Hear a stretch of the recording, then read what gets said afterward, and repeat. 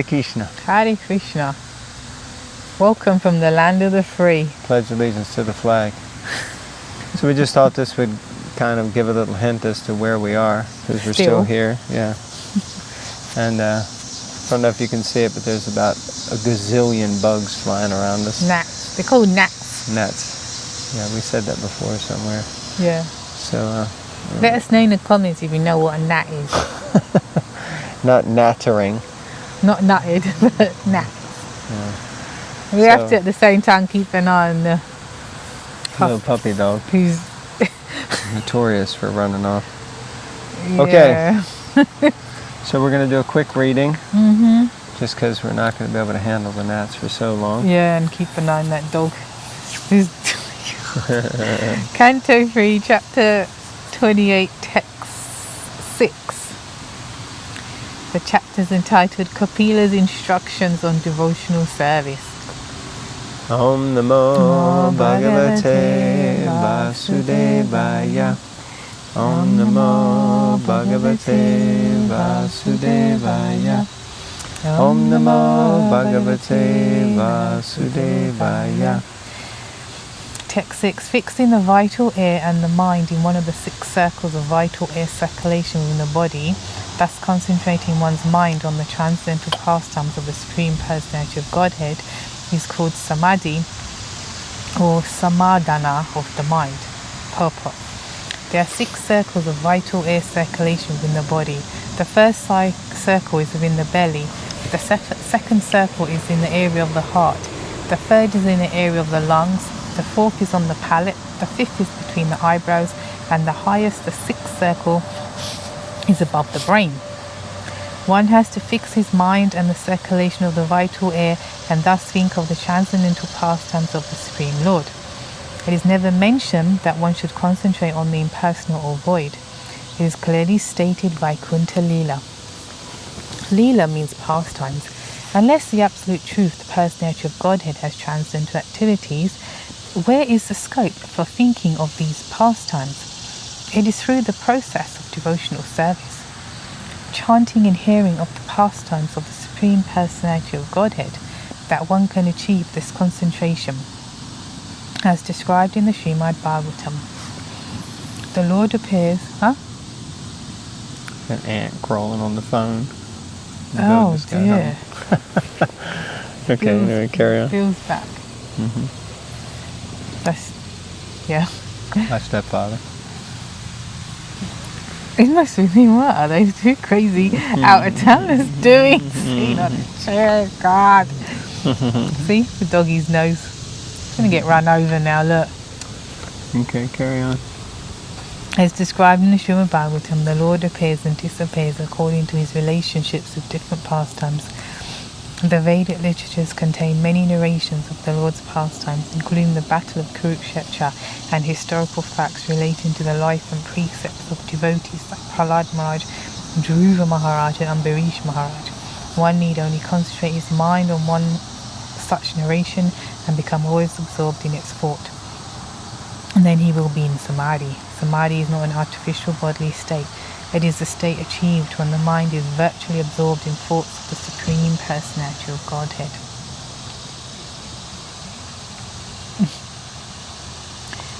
So, yeah, interesting point that, but we should fix our minds, it says here in the purport, in the verse as well by Kunta Lila. So Prabhupada is pointing out that it's not just on like a dot, or like some voidness or blank space, but we fix our mind on Krishna's pastimes, like activity, people, persons.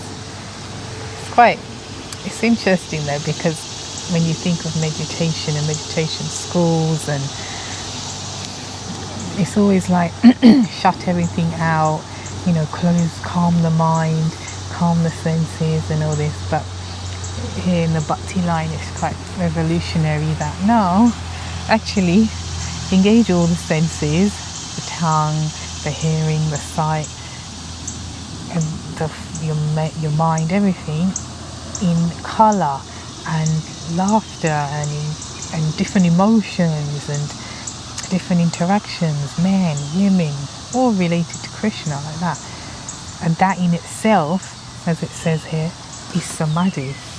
That in itself. Now someone who's in a school of thought, that's very, I sit cross-legged and I do this yoga and I do that, would dismiss the bhakti path. Sometimes it's seen as frivolous or just sentimental. But if you think about it, it isn't easy unless you practice regularly through the hearing, the reading and that, to think of Krishna. It's not easy to be Krishna conscious in that sense, And we may think, I'm devotee, or it's not. Very easy to be dragged away by material energy. Very easy. Especially when you're out here in this beautiful, in any environment, it doesn't matter actually. Unless you're in like such a hellish, suffering condition, and then you're dragged away by the suffering condition, so you're so absorbed in the material energy, whether pleasurable or painful, like that. Anything else? Okay, so it's text 7. By these processes or any other true process, one must control the contaminated, unbridled mind, which is always attracted by material enjoyment, and thus fix himself in thought of the Supreme Personality of Godhead. Purport. Iter anyascha. The general yoga process entails observing the rules and regulations, practicing the different sitting postures, concentrating the mind on the vital circulation of the air, and then thinking of the Supreme Personality of Godhead in His Vaikuntha pastimes. This is the general process of yoga. This same concentration can be achieved by other recommended processes, and therefore anyascha, other methods, also can be applied. The essential point is that the mind, which is contaminated by material attraction, has to be bridled and concentrated on the Supreme Personality of Godhead. It cannot be fixed on something void or impersonal. For this reason, so-called yoga practices of voidism and impersonalism are not recommended to any standard yoga shastra. And those birds are flying there. The real yogi is the devotee because his mind is always concentrated on the pastimes of Lord Krishna. Therefore, Krishna consciousness is the topmost yoga system. So,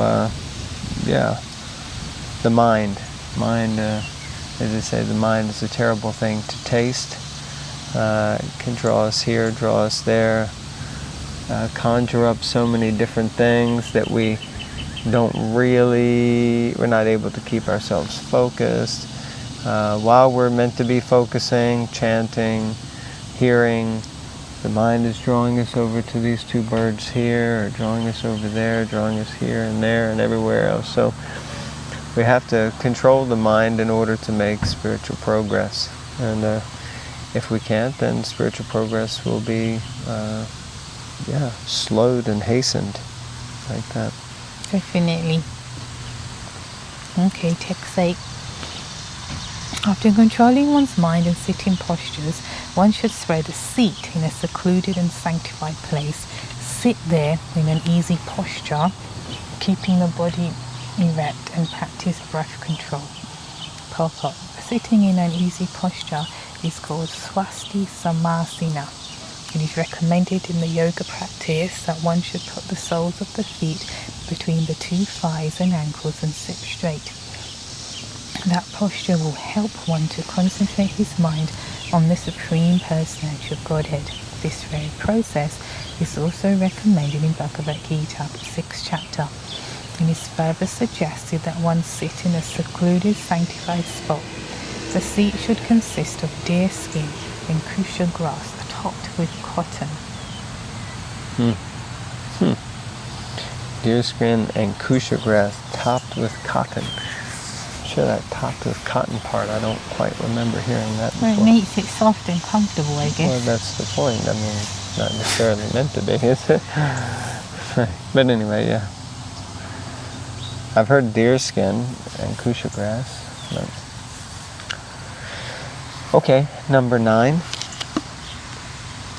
The yogi should clear the passage of vital air by breathing in the following manner. First, he should inhale very deeply, then hold the breath in, and finally exhale. Or reversing the process, the yogi can first exhale, then hold the breath outside, and finally inhale. This is done so that the mind may become steady and free from external disturbances. I think we all notice that when you take a few deep breaths, that's why they say, just take a few deep breaths, and all of a sudden it calms the mind. Usually we're like, like that. So, so utilizing this yoga practice for controlling the mind. These breathing exercises are performed to control the mind and fix it on the Supreme Personality of Godhead. Savai Mana Krishna Padara Vindayo. The devotee Ambarish Maharaj fixed his mind on the lotus feet of Krishna 24 hours a day. The process of Krishna consciousness is to chant Krishna and to hear sound attentively, so that the mind is fixed upon the transcendental vibration of Krishna's name, which is non-different from Krishna, the personality. The real purpose of controlling the mind by the prescribed method of clearing the passage of the life air is achieved immediately if one fixes his mind directly on the lotus feet of Krishna. The Hatha Yoga system or breathing system is especially recommended for those who are very absorbed in the concept of bodily existence. But one who can perform the simple process of chanting Hare Krishna can fix the mind more easily. I like the last sentence. But one who can perform the simple process of chanting Hare Krishna can fix the mind more easily. I mean, we say that, but wouldn't it be wonderful to actually experience it? It's quite a challenge sometimes just to kind of fix the mind on the holy name.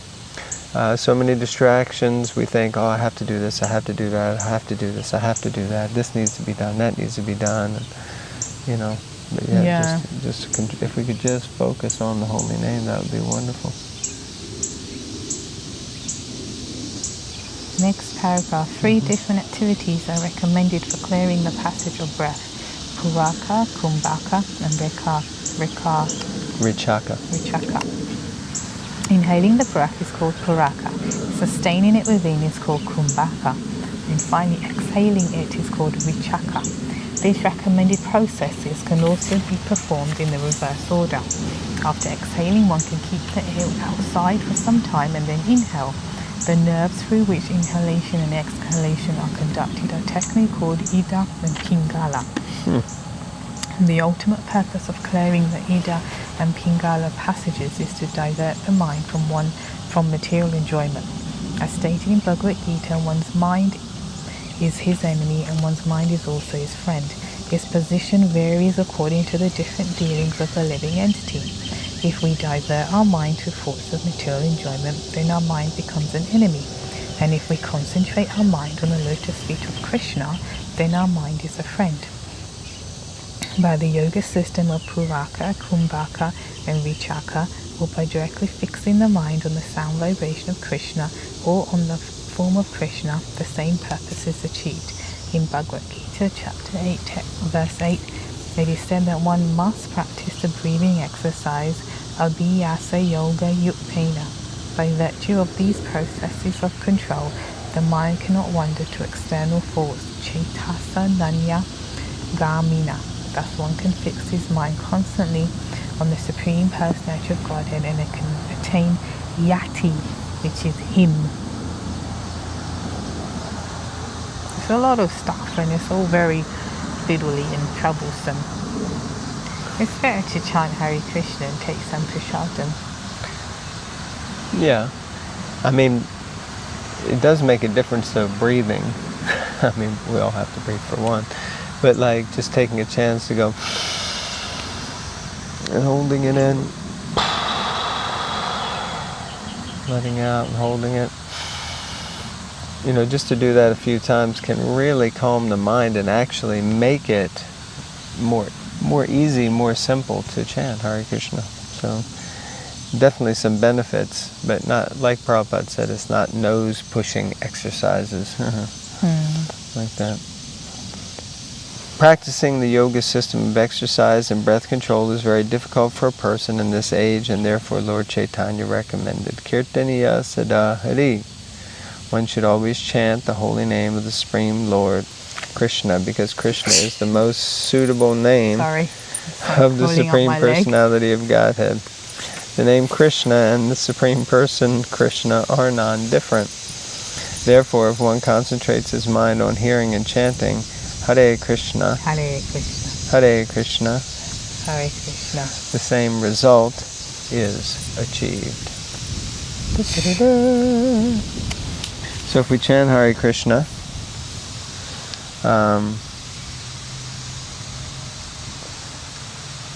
you can focus the mind. Oh, I was going to say, if we chant Hare Krishna, we come in contact with the Supreme Person, Krishna himself, directly. So like that, we can make great spiritual progress. So it always comes back to just chanting. We have to chant the holy names with attention. That is really the be-all, end-all. And until we start taking that seriously, our faith is limited. Because actually, we get the opportunity of an hour and a half, 2 hours, or 2.5 hours, whatever it is for each of us, each day to associate directly with God in the form of His holy name.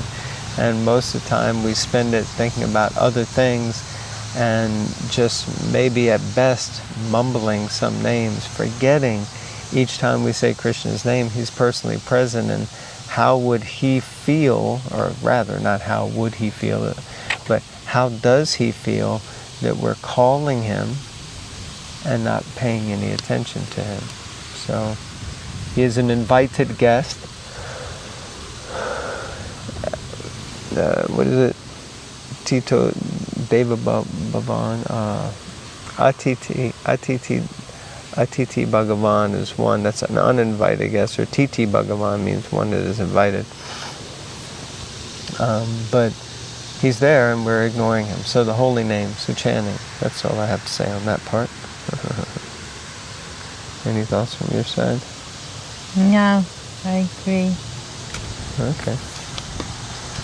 It's true, it's the most, again, I think we said the other day, when stuff goes wrong, well, I say wrong, challenges, whatever, life gets in the way, the reading tends to get dropped first.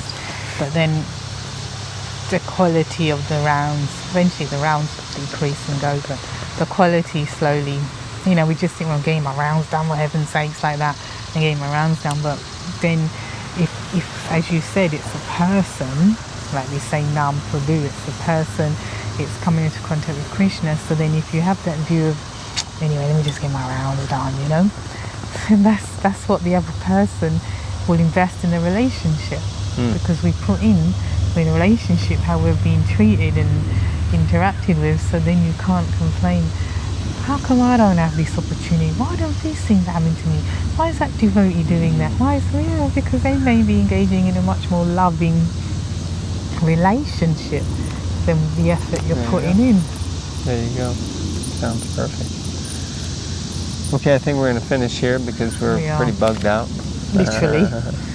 Literally. And such a shame, but there's always some sand in the sweet rice. I know. Always some ants at the picnic or jellyfish in the sea you want to swim in. So, but we still read Srimad Bhagavatam no matter what. And we thank you all very much. Please like, comment, subscribe and share. There you go. Thank you very much. Hare Krishna. Hare Krishna.